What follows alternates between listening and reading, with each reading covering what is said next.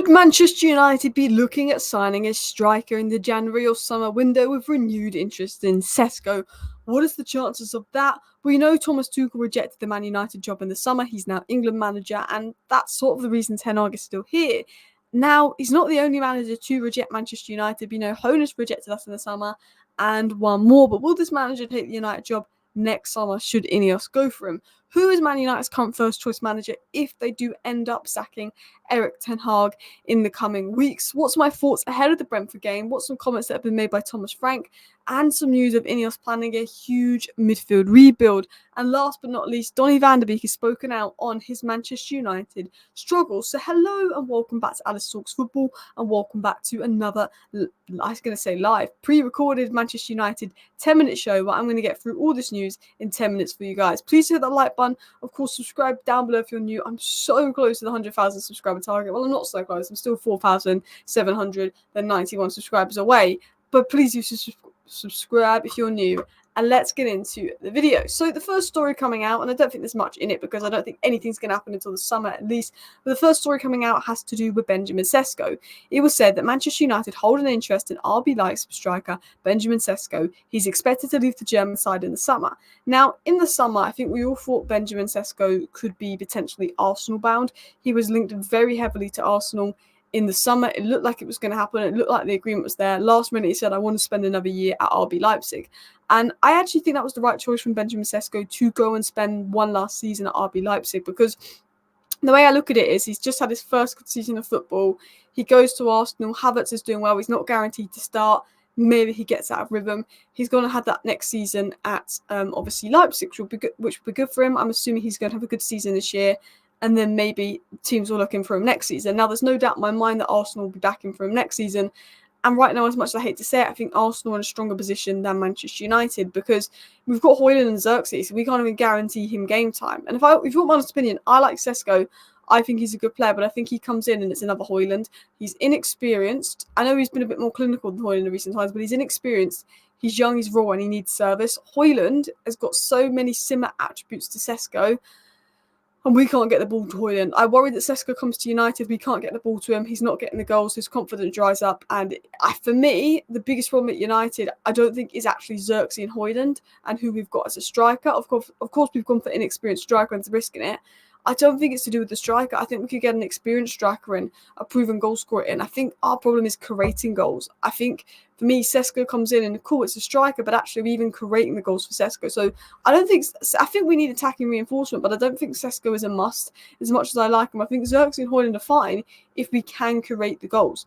I don't know, maybe it's an unpopular opinion, but that's just my thoughts. Now, my ideal manager in the summer is Xabi Alonso, but as I said, I don't think it's going to happen. I think he's waiting for Real Madrid. He turned down United and Liverpool to step by Leverkusen this summer, showing loyalty to Leverkusen, or maybe waiting a year for Real Madrid. Now, United like Hoeneß, they like Amorim, they like Alonso, they like Nagelsmann. They're my 4 picks for the summer. I do also like the idea of McKenna, but I want to just see how he does at Ipswich this year. They're the 4 that United are looking at, but I don't think we've got any chance of getting Xabi Alonso. I think Nagelsmann wants to stay on at Germany. Amorim is a massive risk within itself. And if Manchester City lose Pep, he could then choose City because his sporting directors from Sporting are going to City. It really puts United in more of a bit more of a disadvantage in regards to where we're at. And I also think, as big as United is compared to City, if you're a manager and you see how Man United managers have been swallowed up compared to how Man City managers have been treated, I think managers would probably rather go to Man City than Man United at the moment, which I don't like to say. Who is United's first choice manager option? Well, apparently it's Thomas Frank. Thomas Frank has emerged as a leading contender to become Manchester United manager if Erik Ten Hag is sacked. Now, I don't mind Thomas Frank. I'm Thomas Frank over Tuchel, Thomas Frank over Graham Potter. I don't think Thomas Frank's a bad manager. I'm not totally against Thomas Frank, but Thomas Frank isn't someone that I want to lead United to their first Premier League. Not that I don't want. I don't see leading United to a Premier League title. I think Thomas Frank could come in. I think he could improve us. I think he could be a good manager, but I think he's a short-term manager. I think Thomas Frank is a good manager. I think he's got good stuff going on, but I feel like it might be a Graham Potter to Chelsea type situation where he gets swallowed up in the environment of United because it's such a big jump that I think maybe if we wait till summer, we should probably go for a more proven manager. I know that obviously Maresca isn't a proven manager, he's doing super well. Slot isn't a proven manager, he's doing super well. Arteta wasn't a proven manager, he's doing super well. But I just think with the environment and difficulties at United, we've either got to go for someone like McKenna and completely, shape it around him and go with our Arteta-esque project, or we need to go for a proven manager. And I think Thomas Frank is more in the McKenna category. He's done a really good job at Brentford. I actually do really like him, but I definitely think it will have concerns. It'll be difficult for him. Thomas Frank himself spoke out about Ten Hag and how difficult his job is. So I'm sure that, Thomas Frank's aware of that. He said, it's incredible how much Ten Hag has been scrutinised. I know how it feels in a situation like that. I think the criticism is excessive. He's a good coach. He's won 2 trophies in 2 seasons, but I understand what it is. If the team wins, the coach is fantastic. If the team loses, the coach is shite. It's never just the coach or the players or the fans or the board. It's a combination of all those things. And I agree with the last thing he said. He's saying when United's problems, it's not just Ten Hag. There's probably certain players that aren't good enough. There's probably people on the board that aren't good enough. And obviously we've been changing the board, but I agree. I think right now Ten Hag hasn't been good enough. And if INEOS choose to sack Ten Hag and bring in another manager, I think we will see an improvement because it's not working with Ten Hag. But you've also got to remember, we can only work with these players. The board hasn't been good enough in the past. We're resetting the board. There's so many factors that come into play when we look at actually why United is so bad. Now, one of the areas that I think is the biggest issue is the midfield. I think, Kobbie Mainoo's great on the ball, but we need a monster off the ball to partner Kobbie Mainoo. Now, it has been said that INEOS have raised concerns about the physicality of Manchester United's midfield, prompting the club to target further reinforcements in 2024. With Eriksen's contract set to expire and unlikely to be renewed despite key recent contributions, the club is expected to make significant changes. Casemiro, who's not started since Liverpool match, is reportedly up for sale as United seek to bring in a more physically dominant midfielder to replace both Eriksen and Casemiro in the upcoming year. Strengthening the midfield remains a priority for 2024. And for me, we've got a lot to do in 2024. We need to get a new left back in because they can't stay fit. We probably need a new left centre back because Lindelof and Maguire set to leave. But for me, we need 2 midfielders. We need an Eriksen replacement. We need a Casemiro replacement. We need an Eriksen replacement that's good on the ball, technical, but has the legs off the ball. Gravenberch, more advanced type player. Oh no, he's at Liverpool. Maybe we go for Angel Gomez, but there is physicality issues there. But then I think to replace Casemiro, we've got Ugarte. For me, I just want someone that we know can cover ground. We know can be a monster out of possession. I think that's what United need. I think they need 2 midfielders that are great out of possession, and at least one of them has to be really good technically to take the pressure off Mainoo, basically being our only midfielder that's good in build-up, and also replace Eriksen, who is good technically. Going into one of our last stories of the day, Donny van der Beek has spoken out about his troubles at United and his time there. He said, I think the start was quite good. When I played, I think the start of the season I did well.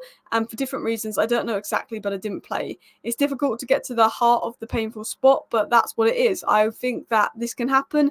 In some places it's clicking, but sometimes in other situations it's not. I think it's different for reasons, but also it's football. And I think Donny van der Beek was one of the saddest sort of transfers in United because I think that we've had a lot of flops. But I think Anthony got so many chances. And I think Anthony's a flop. I never felt that Donny got the chance.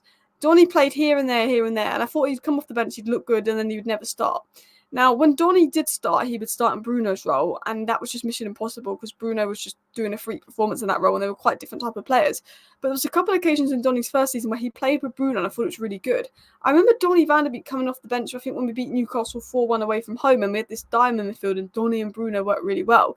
And I felt the games in the first season when Donny and Bruno played together was good, and Donny would put in these good performances, then, you wouldn't see it. I think in the second season, he didn't look as good. He did save Ten Hag's job, but he didn't look as good. He got injuries. He went out on loan. He got injured.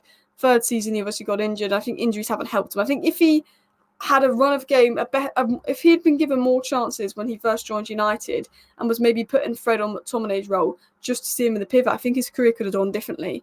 I'm not saying that he was ever going to be good enough for United, but I think the reason his career's gone downhill is because he's not played for so long that he's struggled to build fitness to get sharp. And he's got all the injuries because of that.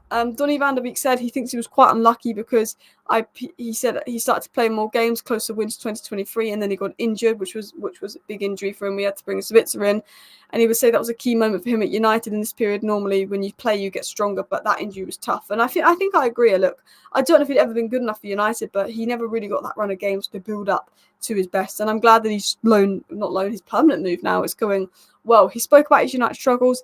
And he said he was there. He knows it's not easy for players at United. He knows that they are still good players at United when you see them all, but it's not easy for them in the situation United's in. He says he knows that the players can get out of this situation, but it's not going to be easy for the players. And hopefully United can change the situation when asked about the form. So that is Donny speaking out about on Manchester United. That is all the latest Manchester United news rounded up in 10 minutes for you guys. Please do hit the like button. Of course, subscribe down below for new. Thank you for watching. Bye.